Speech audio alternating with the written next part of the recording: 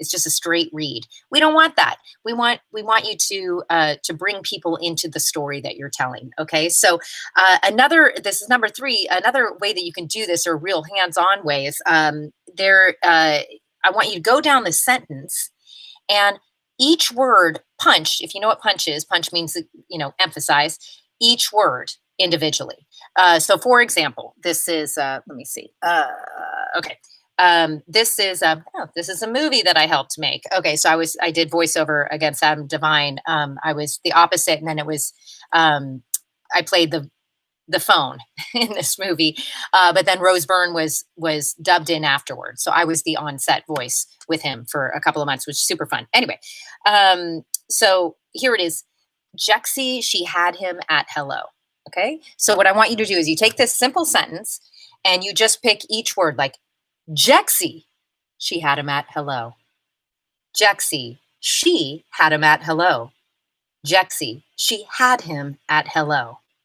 Jexy, she had him at hello. Jexy, she had him at hello.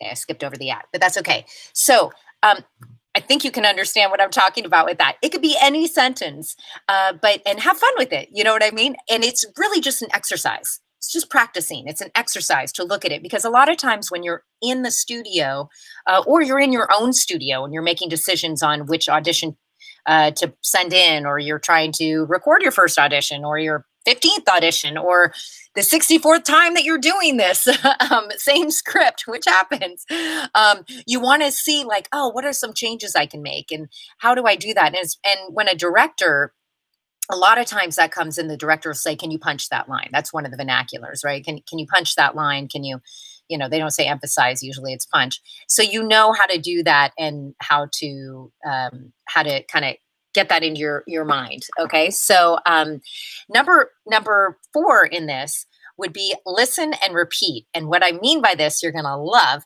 People would always, you always get that kind of guilt, or at least we used to, about watching too much Netflix, or, you're just watching TV all day. I'm like, yeah, I'm an actress. I am studying my art, and I'm not joking. I watch Masterclass. I watch, all these great performances, and I learn from those actors. Don't you? You're like, look at what Meryl Streep just did right there. That was phenomenal. Look at the choice that Helen Mirren made, or, whoever it is, Jennifer Lawrence, or, any of the Kates, any of the British Kates that I love so much, So you should really be listening to commercials as well. If you're going into commercials, which most people start with that, you can look at my other videos on this that are on my YouTube. And the commercials that you hear, the best thing to do is to close your eyes. Kind of try to take out the music. Try to take out the background stuff that's going on, and just listen to that voice and decide whether that's engaging. Now, sometimes you're going to decide that it's not engaging, which is a great thing to have, because you are your own director when it comes to your own home studio and delivering voiceover. So really listen and then repeat it back. If you hear a voice you like, or you hear something, don't be afraid. do it. Especially, we all talk to ourselves. Who are we kidding? We all talk to ourselves. Might as well be more useful. And so, just listen to it and try to do it back. Listen to it, try to do it back. You're not trying to become an impersonator. You're just trying to kind of listen and figure out those intonations that they're doing, and those specific choices that maybe they made. Now, if it's something that you didn't like, maybe you didn't like that voiceover, which, it's just like acting, right? You start studying anything, and then after a while, you're kind of watching a movie and you're kind of critiquing it, and you find that you're kind of out of the movie. Sometimes, unless it's a great movie. That's how you know it's a great movie, right? You're totally lost in it. So this is all very helpful for voiceover. So you can actually critique yourself, and you could also, try out different voices and things like that. So really watch TV, or like I said, Netflix or whatever, commercials, what you're watching right now. I don't know. You can see my voice, and maybe, just draw those little lines and see if they're going up and down and whatever. Okay. So the number 5 thing, and this is so important, is to record yourself. Record yourself. Okay, if you don't have a good setup, I don't care if you don't have a good setup. Record it on your memo on your phone. Record it on your laptop, whatever you have going. If you want some suggestions for mics and setups and stuff like that, go to my YouTube channel. A couple of my voiceover things do have some links on there of some mics that I suggest, like some starting mics and things that you might like. And I'm constantly kind of just adding those on there. Like, yeah, that's a good one. They're all things I've tried out. So you can go to my YouTube channel, and I think it's Laurie Burke Productions, and look at those. But besides that, and in every video that I say don't go out and spend a bunch of money, to listen to yourself speak. Use what you have. Use what you have, and record yourself and get used to listening to your voice. This is by far one of the most important things. Again, too, is most of us, when we start, we don't like the sound of our own voice, and we don't like whatever it is about our voice, right? There's another video I did about this, and I talked about a time where I, got made up fun of for my voice, and I, whatever in a certain kind of read, and that came from another voiceover artist. You got to consider the source always, And I thought, but you know what? You remembered that voiceover, didn't you? The way I read it or whatever I did. And so don't be hard on yourself.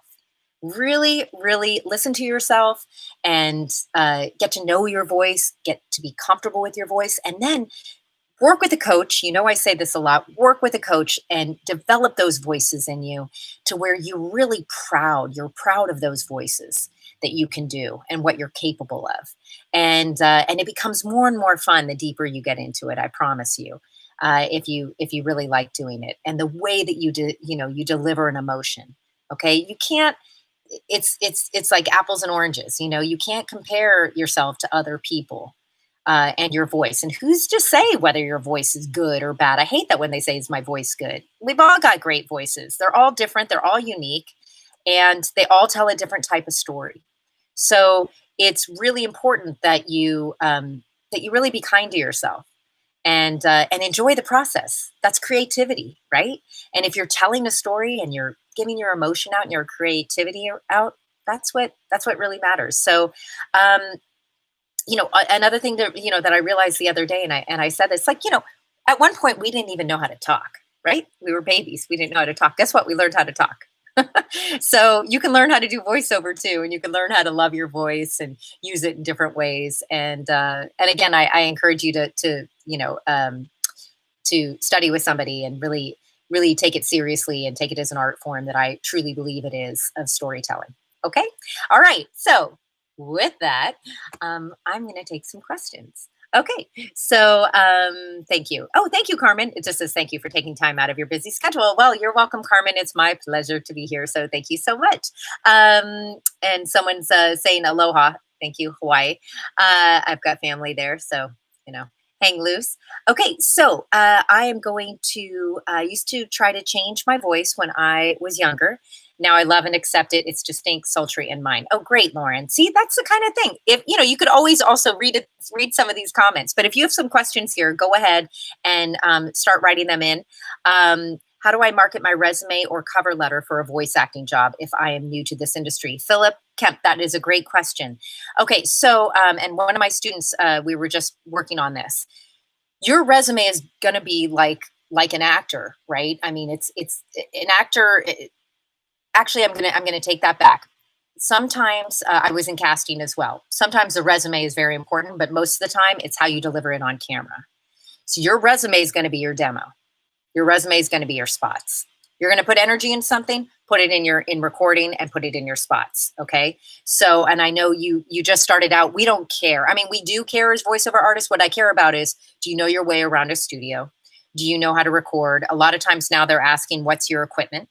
They're asking because we're doing a lot of home stuff, right? There's Source Connect, which again, that's in another one of my videos. Just watch that and it'll explain everything.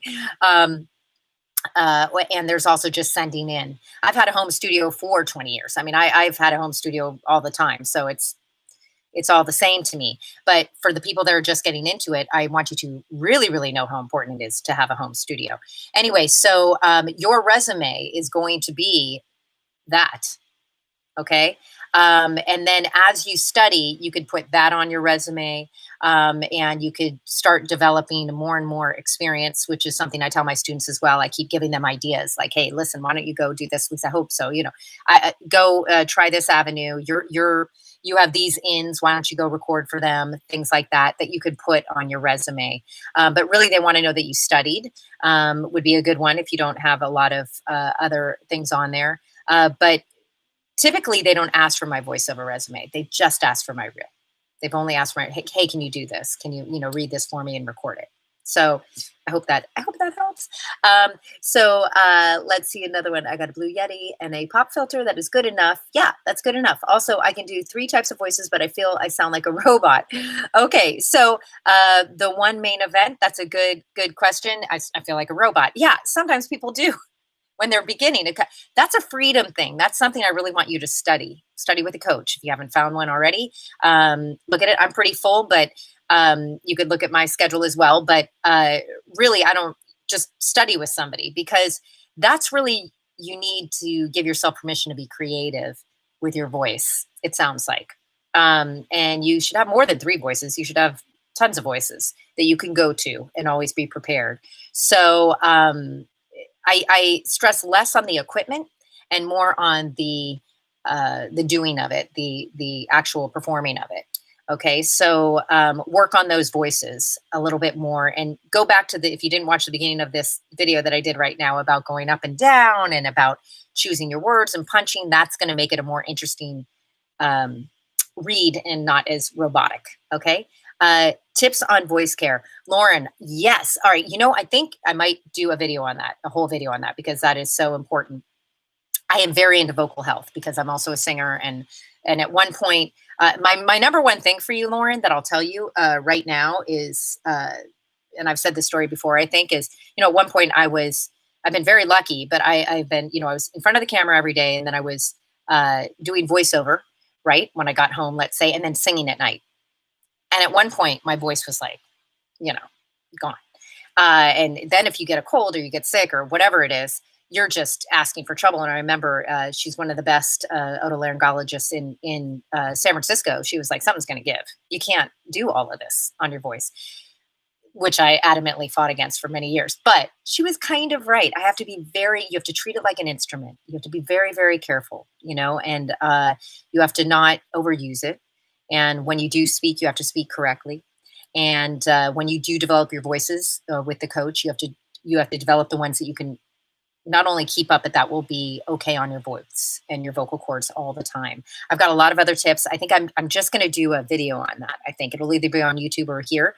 And so look for that. Go to my website and sign up, you guys, laurieburke.com, or actually go to virtualvoiceover.com. Either one. And I'll send out some stuff soon. I keep saying that, but I really will do it. I keep making the list. I'm just not sending it, but I will send some. I have all these ideas. So it'll be tips like that, tips on voice care and things like that. So just sign up. Be sure to sign up. Hi, Laurie. Brett, any openings coming up for one of your classes or teaching? Yes, Brett. Go to virtualvoiceover.com, has my schedule. I'm pretty full right now because my one-on-ones, I only take a very few because it's very intensive. It's kind of a coaching of acting and voiceover, and it's kind of a one-stop shop. But I am developing courses, and I will send that up. So just sign up. Thank you for asking, by the way. Sign up, go to virtualvoiceover.com. Just put your name on the list. Just look around there, put your name on the list, and I promise I will be sending out some information shortly, and it'll be on classes and courses and all that stuff. Okay. So if you can't get on, or you can't do the one-on-one, because there's no openings, just do that. Okay. So thank you for asking though. All right. So, I tend to speak softly for that reason. Yes, exactly, Tony. Sometimes softly. Don't whisper. Whispering is harder on your vocal cords, but, speaking at a normal, thing is good. Remember, we have a microphone. You have a microphone. My mom said that once when I was singing, and I was always a belter and I was a mezzo, and she was like, remember, when you do have a microphone, use the microphone. You don't always need to belt it. So that's a whole other thing. Should a demo be produced, mixed with music, etc.? Yes, it should. A demo should be professionally made. Unless you have friends or you are, and I did another video on demos. unless you have friends or you are a engineer, your demo has to be the best it could be. It's like having a headshot, right? You want that headshot to be amazing, right? So it should absolutely be mixed. It should absolutely be voices that you can deliver, and it should have musical beds between each one. I did a whole video on demos, so look for that. Okay, so and there you go. How important is a self tape demo for a voice actor?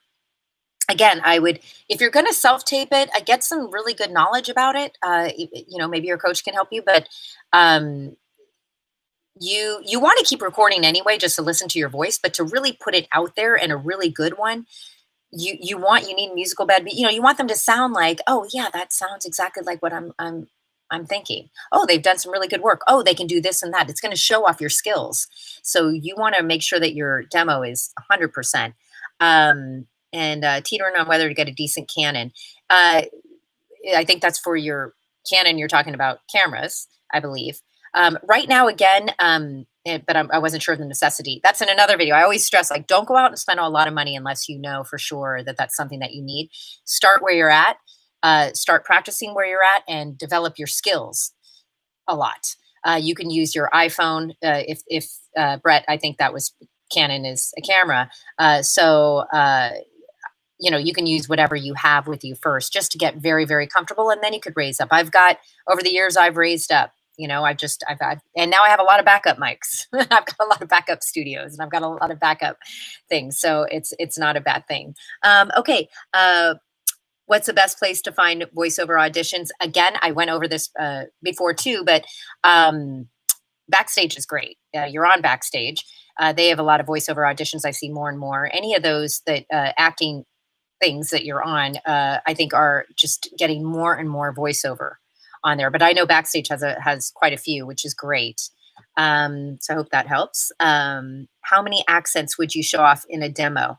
Well, listen, if you've got that many accents that you have to ask how many accents you would show off in a demo, you are in good shape, my friend, because that's a great thing to have. I would pick your best. And one of your neutral, of course, whatever your neutral, I don't know how many languages you speak or what you were born with and what is your neutral and what isn't.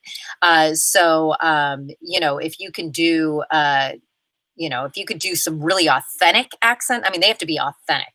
It'd be really, really good to put on let's say your commercial demo, I think is what he's talking about, your commercial demo. Then I would do ones that you can pick the ones that you can do consistently day in, day out, anytime, drop of the hat.